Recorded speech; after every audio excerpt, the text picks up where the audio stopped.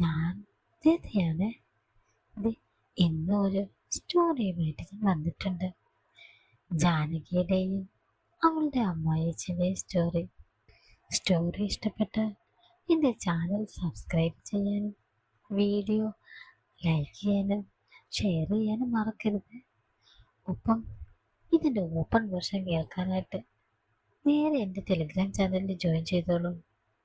അവിടെ നിങ്ങൾക്കിതിൻ്റെ open version കേൾക്കാം. അപ്പോൾ അധികം സമയം കളയുന്നില്ല, നമുക്ക് സ്റ്റോറി കേട്ടാലോ. ഞാൻ ജാനകി ബാങ്കിൽ ജോലി ചെയ്യുന്നു. എൻ്റെ ഭർത്താവ് കുമാരൻ ഡോക്ടറാണ്. ഞങ്ങൾക്ക് 2 പെൺകുട്ടികളുണ്ട്. ഒരാൾ 3ലും മറ്റൊരാൾ 5ലും പഠിക്കുന്നു. ചേട്ടൻ 6 വർഷമായി അവിടെയാണ് ജോലി ചെയ്യുന്നത്. ഇതിനിടയ്ക്ക് 2 തവണ നാട്ടിൽ വന്നു. ഞങ്ങളുടെ കല്യാണ സമയത്ത് ചേട്ടൻ എറണാകുളത്തെ ഒരു പ്രമുഖ ഹോസ്പിറ്റലിലായിരുന്നു. പിന്നെയാണ് വിദേശത്ത് പോയത്. ചേട്ടൻ നാട്ടിലായിരുന്നപ്പോൾ ഞങ്ങൾ തറവാട്ടിലായിരുന്നു താമസിച്ചിരുന്നത്. പിന്നെ ഞങ്ങളൊരു വീടൊക്കെ വെച്ച് താമസം മാറി. അതിൻ്റെ പ്രധാന കാരണം അവിടെ ചേട്ടൻ്റെ അമ്മയുമായി പൊരുത്തപ്പെട്ടു പോകാൻ പറ്റാത്തത് കൊണ്ടാണ്. ഇപ്പോൾ തറവാട്ടിൽ ചേട്ടൻ്റെ സഹോദരിയാണ് താമസിക്കുന്നത്. അവള് ഭർത്താവുമായി പിരിഞ്ഞ് കുട്ടികളുമായിട്ട് വീട്ടിൽ വന്ന് താമസിക്കുകയാണ്. അവളുടെ ഭർത്താവ് ഒരു മദ്യപാനിയാണ്. കുടിച്ചിട്ട് വീട്ടിൽ വന്ന് അവളെയും വല്ലാണ്ട് ഉപദ്രവിക്കും. ഒരുപാട് അവൾ സഹിച്ചു. അവസാനം സഹിക്കാൻ കഴിയാതായപ്പോൾ ഒരു ദിവസം കരഞ്ഞുകൊണ്ട് അവൾ പപ്പയെ വിളിച്ചു. കാര്യങ്ങളൊക്കെ പറഞ്ഞു. പപ്പയെന്ന് ഞാൻ പറഞ്ഞത് എൻ്റെ അമ്മായിയച്ഛനെയാണ് കേട്ടോ. പപ്പ അങ്ങോട്ട് ചെന്ന് അവനെ എടുത്തിട്ടങ്ങ് അലക്കി അവളെയും പിള്ളേരെയും വിളിച്ച് വീട്ടിൽ കൊണ്ടുവന്നു. പപ്പയെക്കുറിച്ച് പറഞ്ഞാൽ പപ്പ ASI ആയിട്ട് റിട്ടയർഡായ ആളാണ്. ഇപ്പോൾ 2 വർഷമായി കൃഷിപ്പണിയൊക്കെ ചെയ്ത് ജീവിക്കുന്നു. ഒരുപാട് സ്ഥലമുണ്ട്. അതിൽ പല കൃഷികളുമൊക്കെ ചെയ്ത് നേരം കളയുന്നു. അവളൊരു ടീച്ചറാണ്. ഇങ്ങോട്ട് ട്രാൻസ്ഫർ വാങ്ങി ഇവിടുത്തെ ഒരു സ്കൂളിൽ ജോലി ചെയ്യുന്നു.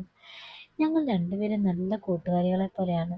അവൾ എപ്പോഴും പറയാറുണ്ട്, നമ്മൾ പെണ്ണുങ്ങൾക്ക് എന്തെങ്കിലും ജോലി ചെയ്ത് സ്വന്തമായി വരുമാനം വേണം, അപ്പോഴേ നമുക്കൊരു വിലയുണ്ടാകുമെന്ന്. അത് സത്യമാണെന്ന് ഞാനും അവളോട് പറയാറുണ്ട്. അവളുടെ പേര് സിന്ധു. എൻ്റെ ഭർത്താവിൻ്റെ പേര് സഹദേവൻ. ഇടയ്ക്ക് എൻ്റെ അമ്മായിയപ്പൻ ഞങ്ങളുടെ വീട്ടിൽ വരും. ക്ഷേമമൊക്കെ അന്വേഷിക്കും. കൂടെ മമ്മിയും വരും. ഇപ്പോൾ മാറി താമസിച്ചത് കൊണ്ട് പിണക്കങ്ങളൊന്നുമില്ല. മമ്മി ഇടയ്ക്ക് കുട്ടികളെ കാണാൻ വരും. പക്ഷെ കുട്ടികൾക്ക് പപ്പയാണ് കാര്യം. പപ്പ ബുള്ളറ്റിലാണ് വരുന്നത്. അതിൽ കുട്ടികളെ കയറ്റി ചുറ്റിയടിക്കും. ഇതൊക്കെ കാണുമ്പോൾ എനിക്ക് ഒരു ആഗ്രഹം തോന്നും, ചേട്ടൻ ഇവിടെ ഉണ്ടായിരുന്നെങ്കിൽ എന്നെയും ഇതുപോലെ കൊണ്ടുപോയേനെ എന്ന്. എന്താ ചെയ്യുക? ഞാൻ ചേട്ടനോട് പറയും, ഇങ്ങോട്ട് വാ, ഇവിടെ എവിടെയെങ്കിലും ജോലി നോക്കാന്ന്. പക്ഷെ പുള്ളി പറയുന്നത്, കുട്ടികൾ ഡിഗ്രി കഴിഞ്ഞിട്ടേ ഞാൻ നാട്ടിൽ വരുന്നുള്ളൂ എന്ന്. അവരെ പഠിപ്പിക്കണ്ടേ, അതിന് പണം വേണം. അതുകൊണ്ട് ഇപ്പോൾ ഒന്നും നാട്ടിലേക്കില്ല. ഇതാണ് ചേട്ടൻ്റെ തീരുമാനം. പപ്പ വരുമ്പോൾ എന്നോട് ഇടയ്ക്ക് പറയും, മോളെ അവനോട് ഇടയ്ക്കൊക്കെ നാട്ടിൽ വരാൻ പറ. ഞാനപ്പോൾ ചേട്ടൻ പറഞ്ഞ കാര്യം പപ്പയോട് പറയും. പപ്പ എന്നെ നോക്കി ഒന്ന് ചിരിക്കും. അങ്ങനെ ഒരു ദിവസം സംസാരിക്കുന്ന കൂട്ടത്തിൽ പപ്പ എന്നോട് പറഞ്ഞു, ജാനകി, നമ്മൾ പ്രായമായിക്കൊണ്ടിരിക്കുക. ഈ പ്രായത്തിൽ അനുഭവിക്കേണ്ടത് നമ്മൾ ഇപ്പോൾ അനുഭവിക്കണം, അല്ലാണ്ട് മൂത്ത് നരച്ചിട്ടല്ല. അവനോട് ഇതൊന്ന് സൂചിപ്പിച്ചേക്കണം. ഞാൻ ചിരിച്ചു. എനിക്ക് കാര്യം മനസ്സിലായി. എനിക്ക് 36 വയസ്സായി. എൻ്റെ യൗവനം നഷ്ടപ്പെടുന്നു. സുഖങ്ങൾ ഇപ്പോഴാണ് അനുഭവിക്കേണ്ടത്, അല്ലാതെ രോഗങ്ങൾ വന്ന് കിടപ്പിലായിട്ട് മതിയോ? ഞാനും ചിന്തിച്ചു. എന്നെ എൻ്റെ ബാങ്കിലുള്ള ചില ആളുകൾ വല്ലാതെ നോക്കാറുണ്ട്. ചില രാത്രികളിൽ എനിക്ക് വട്ടുപിടിക്കും. അവരെയൊക്കെ വിളിച്ച് കയറ്റിയാലോ എന്ന് പറഞ്ഞ് ഞാൻ ചിന്തിച്ചിട്ടുണ്ട്. പക്ഷെ എന്തുകൊണ്ടോ ഇതുവരെ അങ്ങനെയൊന്നും ചെയ്തിട്ടില്ല. ഒരു ദിവസം ഞാൻ കുട്ടികളെ വഴക്ക് പറയുമ്പോഴാണ് പപ്പ വരുന്നത്. അന്ന് കുട്ടികളുമായി പപ്പ പുറത്തൊക്കെ പോയി കറങ്ങി വന്നതായിരുന്നു. പപ്പ പോകാൻ നേരം എന്നോട് പറഞ്ഞു, എടി മോളെ, നിന്റെ വട്ടിന് നീ കുട്ടികളെ വെറുതെ ചീത്ത പറയരുത്. എന്നിട്ട് എന്നെ നോക്കി ചിരിച്ചിട്ട് പോയി. എനിക്ക് കാര്യം പിടികിട്ടി. അതെൻ്റെ മനസ്സിനെ വല്ലാതെ ബാധിച്ചിരിക്കുന്നു. അതുകൊണ്ടാണ് എനിക്ക് പെട്ടെന്ന് ദേഷ്യം വരുന്നത്. പക്ഷെ എന്ത് ചെയ്യാം? ചേട്ടൻ ഇനി 1 വർഷം കൂടെ കഴിഞ്ഞേ വരൂ. ഞാൻ ബാങ്കിലുള്ളവരോട് പോലും ചില സമയം ദേഷ്യപ്പെടാറുണ്ട്. എൻ്റെ കൂടെ ജോലി ചെയ്യുന്ന മേരി ചേച്ചി എന്നോട് പറഞ്ഞു, ജാനകി, കെട്ടിയവൻ നിന്റെ കൂടെ ഇല്ലാത്തത് കൊണ്ടാണ് നീ ഇങ്ങനെ ദേഷ്യപ്പെടുന്നതെന്ന്. ഞാൻ മിക്ക രാത്രിയിലും തിരിഞ്ഞും മറിഞ്ഞും കിടക്കും. പക്ഷെ ഉറങ്ങാൻ കഴിയില്ല. എഴുന്നേറ്റ് ഹാളിൽ വരും, സോഫയിൽ കിടക്കും. എന്നിട്ടും ഉറക്കം വരില്ല. അവിടെ നിന്ന് എഴുന്നേൽക്കും. കുട്ടികളുടെ റൂമിൽ പോയി നോക്കും. അവർ നല്ല ഉറക്കത്തിലാണ്. വീണ്ടും എൻ്റെ റൂമിൽ വന്ന് കിടക്കും. പിന്നെ സ്വയം ആ ക്ഷീണത്തിൽ ഞാൻ അങ്ങ് ഉറങ്ങിപ്പോകും. അങ്ങനെയാണ് മിക്കവാറും ദിവസവും. ഒരു ദിവസം പപ്പ വന്ന് വീട്ടിലേക്ക് ആവശ്യമുള്ള സാധനങ്ങളൊക്കെ വാങ്ങി തന്നു. അന്നും പപ്പ കുട്ടികളെയും കൊണ്ട് പുറത്തു പോയി. കാറിലാണെന്ന് പപ്പ വന്നത്. സിന്ധുവിന്റെ കുട്ടികളും ഉണ്ടായിരുന്നു കൂടെ. അവരുമായി പപ്പ പുറത്തു പോയപ്പോൾ ഞാൻ കുളിക്കാൻ കയറി. ഒരു സ്ലീവ്ലെസ് നൈറ്റി ധരിച്ചു ഞാൻ അടുക്കളയിൽ പണി ചെയ്യുമ്പോഴാണ് അവർ തിരിച്ചു വരുന്നത്. എന്റെ മുടി ഉണക്കാൻ ഒരു ടർക്കി കിട്ടിയിട്ടുണ്ട്.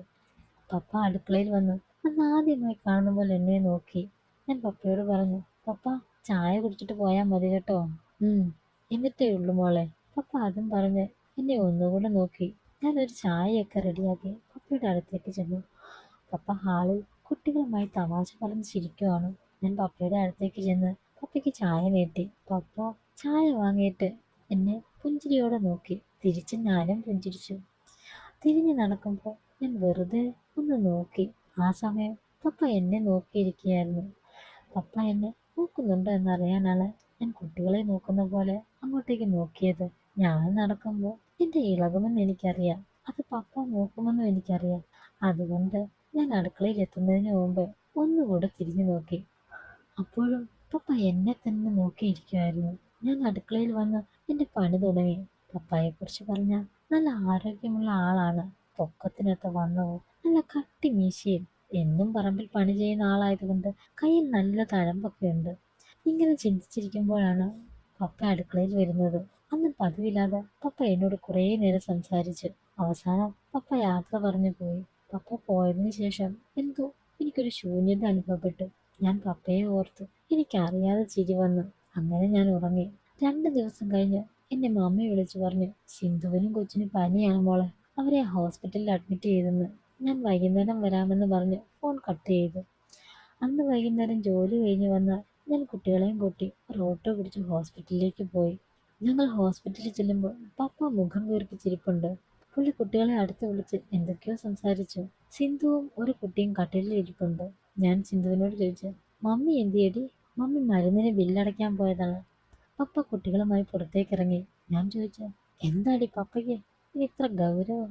ആടി ജാനകി, കുറച്ചു മുമ്പ് പപ്പയും മമ്മിയും വലിയ ഉറക്കായിരുന്നു. ഏ എന്തിന്? ഞാൻ അവളെ നോക്കി ചോദിച്ചു. എടി, കുറച്ച് ദിവസമായി ഇത് തുടങ്ങിയിട്ട്. എന്താ കാര്യം? ഞാൻ ചോദിച്ചു. എന്ന് അവള് ചിരിച്ചിട്ട് എന്റെ ചെവിയിൽ പതുക്കെ പറഞ്ഞു, എടി, പപ്പയ്ക്ക് ഗോപാലൻ ചേട്ടന്റെ ഭാര്യയില്ലേ തങ്കമണി ചേച്ചി, ആ ആ ചേച്ചിയുമായ അവിഹിത. അതും പറഞ്ഞ് അവള് ചിരിച്ചു. ഞാൻ അവളെ നോക്കിയിട്ട് ചോദിച്ചു, അവിഹിതമോ ഈ പ്രായത്തിലോ? സിന്ധു പറഞ്ഞു, എടി, റൂം ആയതുകൊണ്ട് ഞാൻ നാണം കിട്ടില്ല. വാർഡ് വല്ലതും ആയിരുന്നെങ്കിൽ എന്താകുമായിരുന്ന അവസ്ഥ? അപ്പോഴേക്കും മമ്മി വന്നു. ഞാൻ നോക്കുമ്പോൾ മമ്മിയും നല്ല ഗൗരവത്തിലാണ്. അവിടെ കുറച്ചു നേരം സംസാരിച്ചിരുന്നു. പെട്ടെന്ന് പപ്പ അങ്ങോട്ട് വന്നിട്ട് സിന്ധുവിനോട് പറഞ്ഞു, എടി മോളെ, ഞാൻ പോകുക. ഇത് കേട്ടപ്പോൾ ഞാൻ പപ്പയോട് പറഞ്ഞു, പപ്പ എന്നാ ഞങ്ങളെയും കൂടെ വീട്ടിലേക്ക് വിട്, വാ മോളെ എന്ന് പറഞ്ഞ് പപ്പ പുറത്തേക്ക് പോയി. മമ്മി സിന്ധുവിന്റെ കൂടെ ഹോസ്പിറ്റലിൽ നിൽക്കുവാണ്. അവളുടെ ഒരു കുട്ടി അവിടെ നിന്നോളാമെന്ന് പറഞ്ഞതും ഞാൻ അവനെ വിളിച്ചു ഞങ്ങളുടെ കൂടെ പോരാൻ. സിന്ധു പറഞ്ഞു, ജാനകി, അവൻ വരില്ലടി. ഇവന്മാർ എവിടെയെങ്കിലും പോകുന്നുണ്ട്. രണ്ടാളും ഒന്നിച്ചേ പോകും. അങ്ങനെ അവനെ അവിടെ നിർത്തി ഞങ്ങൾ പോന്നു. പോരുന്ന വഴിക്ക് ഒരു റെസ്റ്റോറൻറ്റിൽ കയറി ഫുഡ് കഴിച്ചു. അപ്പം ഞാൻ പപ്പയോട് ചിരിച്ചുകൊണ്ട് ചോദിച്ചു, എന്താ പപ്പ മുഖത്തൊരു ഗൗരവം? ഏയ് ഒന്നുമില്ല, അത് വെറുതെ. സിന്ധു പറഞ്ഞല്ലോ അവിടെ ഞങ്ങൾ വരുന്നതിന് മുമ്പ് രണ്ടാളും വഴക്കായിരുന്നെന്ന്. എന്താ പപ്പ പ്രശ്നം? ഞാൻ ചോദിച്ചു. ഒന്നും ഇല്ലടി. അല്ല, എന്തോ ഉണ്ട്. പറ പപ്പ. എന്റെ പൊന്നു ജാനകി, അവൾക്ക് സംശയം, അല്ലാതെന്താ? എന്ത് സംശയം? പപ്പ എന്നെ നോക്കി പുഞ്ചിരിച്ചു. ഞാനൊരു നമ്പർ ഇട്ട് നോക്കിയതാണ് പപ്പ. ഞാൻ പതുക്കെ വിളിച്ചു, എന്നാടി? പപ്പ എന്നെ നോക്കി. ഇനി പപ്പയ്ക്ക് വല്ല രഹസ്യബന്ധം വല്ലതും ഉണ്ടോ? കുട്ടികൾ ഇതൊന്നും ശ്രദ്ധിക്കാതെ ഫുഡ് കഴിക്കുവാണ്. ഞാൻ പപ്പയെ നോക്കി. ഏയ് ഇല്ലടി പെണ്ണെ, പപ്പ പറഞ്ഞു. ഞാൻ വീണ്ടും ചോദിച്ചു. ഞാൻ ശൃംഗാര ഭാവത്തിൽ ചിരിച്ചു. അല്ല പപ്പ, പപ്പയെ മമ്മി വെറുതെ അങ്ങനെ സംശയിക്കുമോ? പപ്പ എന്നെ ഒന്ന് നോക്കി. എന്തെങ്കിലും കാര്യം കാണില്ലേ പപ്പ? പപ്പ കുട്ടികളെ നോക്കി. ഏയ് അത് ഞാൻ വീട്ടിൽ ചെല്ലുമ്പോൾ പറഞ്ഞുതരാം. ഞാൻ ചിരിച്ചുകൊണ്ട് പറഞ്ഞു. പറഞ്ഞു തരണം, പറഞ്ഞു തരാടി. എന്റെ സംശയം തീർത്തു തരാം, പപ്പ ചിരിച്ചുകൊണ്ട് പറഞ്ഞു. അത് മതി പപ്പ, എനിക്ക് തീർത്തു തരണം. അതും പറഞ്ഞ് ഞാൻ പപ്പയെ നോക്കി. അപ്പോഴേക്കും എൻ്റെ ഹൃദയം വല്ലാണ്ടിടിക്കാൻ തുടങ്ങി. ഞാൻ പപ്പ എന്നെ നോക്കുന്നത് കണ്ട് ഞാൻ പപ്പയെ പപ്പ എന്ന് പയ്യെ വിളിച്ചു. ഞങ്ങൾ വീട്ടിൽ വന്നു. ഞാൻ പപ്പയോട് പറഞ്ഞു, ഇനി രാവിലെ പോയാൽ പോരെ, വീട്ടിലാരും ഇല്ലല്ലോ. പപ്പ എന്നെ ഒന്ന് നോക്കി ചിരിച്ചിട്ട് പറഞ്ഞു, എങ്കിൽ രാവിലെ പോകാം. എന്നാ പപ്പ ഇരിക്കെ, ഞാൻ പറഞ്ഞു. ജാനകി, കുട്ടികളൊക്കെ ഉറക്കം തോന്നി തുടങ്ങി. അവരെ കൊണ്ടുപോയി കിടത്ത. ശരി പപ്പ, ഞാൻ പറഞ്ഞു. പപ്പ, ഞാൻ ഡ്രസ്സ് മാറിയിട്ട് ഇപ്പോൾ വരാം. പപ്പയുടെ ഒപ്പം കുട്ടികൾ സോഫയിലിരുന്നു. ഞാൻ എൻ്റെ റൂമിൽ പോയി. എന്നിട്ട് ഓറഞ്ച് കളർ സ്ലീവ്ലെസ് നൈറ്റി എടുത്തിട്ടു. എന്നിട്ട് കണ്ണാടിയിൽ നോക്കി. എനിക്കുള്ളിൽ ചിരി വന്നു. ഞാൻ അടിമുടി എൻ്റെ ഭംഗി ആസ്വദിച്ചു. ഞാൻ മുടി അഴിച്ച് എൻ്റെ മുന്നിലേക്കിട്ടു. എന്നിട്ട് ഞാൻ ഉടുത്തിരുന്ന ഡ്രസ്സ് എടുത്ത് ഹാളിലേക്ക് വന്നു. പപ്പ എന്നെ നോക്കി. ഞാൻ കുട്ടികളെയും വിളിച്ച് അവരുടെ റൂമിലേക്ക് പോയി. കുട്ടികൾ ഡ്രസ്സ് മാറി അവർ കയറി കിടന്നു. അവരുടെ ഡ്രസ്സ് എടുത്ത് തിരികെ ഞാൻ ഹാളിലേക്ക് വന്നു. പപ്പ, അല്പം പണിയുണ്ട്, ഇപ്പൊ വരാം. എൻ്റെ ഡ്രസ്സും കുട്ടികളുടെ ഡ്രസ്സും ഞാൻ സോപ്പ് വെള്ളത്തിലിട്ടു. ഞാൻ അടുക്കളയിൽ പോരുമ്പോൾ പപ്പ അവിടെ ഉണ്ട്, എന്നെ നോക്കിക്കൊണ്ട്. പപ്പയ്ക്ക് കിടക്കണ്ടേ? ഞാൻ ചോദിച്ചു. ആ, കിടക്കണം. ഞാൻ അടുക്കള വാതിൽ അടച്ചു. ഞാൻ പപ്പയോട് പറഞ്ഞ്, പപ്പ, ഇങ്ങനെ നോക്കല്ലേ, ഇനി ഇതിന്റെ പേരിലായിരിക്കും മമ്മി സംശയിക്കുന്നത്. അവള് സംശയിക്കട്ടെ മോളെ. അവളെ ഞാൻ 10-16 വർഷമായി തൊടാറേയില്ല. എന്ത്? ആ, സത്യമാ മോളെ. എന്നും കുറ്റം മാത്രം പറയുന്ന അവളോട് എന്തെങ്കിലും സ്നേഹം നമുക്ക് തോന്നുവോ? ഇല്ലെന്ന് ഞാൻ തലയാട്ടി.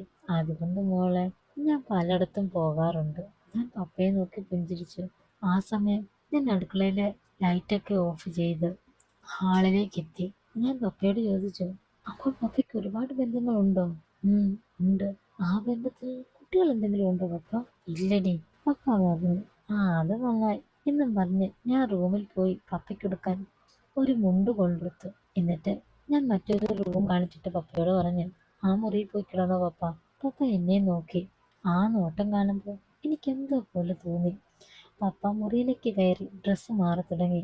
ഞാൻ വാതിക്കൽ ചെന്ന് നോക്കി നിന്നു. ഞാൻ പപ്പയോട് ചോദിച്ചു, പപ്പയ്ക്ക് ഒറ്റയ്ക്ക് കിടക്കാൻ പേടിയില്ലല്ലോ അല്ലേ? പപ്പ പറഞ്ഞു, എനിക്ക് പേടിയുണ്ട് മോളെ. ആ, പേടിയുണ്ടെങ്കിലേ ബന്ധങ്ങൾ ഒരുപാടുണ്ടല്ലോ, അവരെ ആരെങ്കിലും ഓർത്ത് ഇറന്നാൽ മതി. ഞാൻ കട്ടിലിൽ ചാരി നിന്നാണ് ഈ കാര്യം പറഞ്ഞത്. ഇത് കേട്ടപ്പോൾ പപ്പ പറഞ്ഞു, ഇന്ന് ഓർക്കുന്നത് ഇവരെ ആരെയുമല്ല. അത് കേട്ടപ്പോൾ എനിക്ക് കാര്യം മനസ്സിലായി. പക്ഷെ അതറിയാത്ത മറ്റും ഞാൻ ചോദിച്ചു, അത് ആരെ പപ്പ? നിങ്ങൾക്ക് ജാനകിയുടെയും അവളുടെ ഫാദറിൻ്റെയും സ്റ്റോറി ഇഷ്ടപ്പെട്ട് കാണുമല്ലോ. ഇതിൻ്റെ ഓപ്പൺ വെർഷൻ കേൾക്കാനായിട്ട് നേരെ നമ്മുടെ ടെലിഗ്രാം ചാനലിൽ ജോയിൻ ചെയ്തോളൂ. അവിടെ വന്നിട്ട് അപ്പോൾ മെസ്സേജ് അയച്ചാൽ ഇതിൻ്റെ ഓപ്പൺ വെർഷൻ നിങ്ങൾക്ക് കേൾക്കാം. എങ്കിൽ പുതിയൊരു സ്റ്റോറിയുമായി വീണ്ടും കാണാം. അതുവരെ ടാറ്റാ, ബൈ.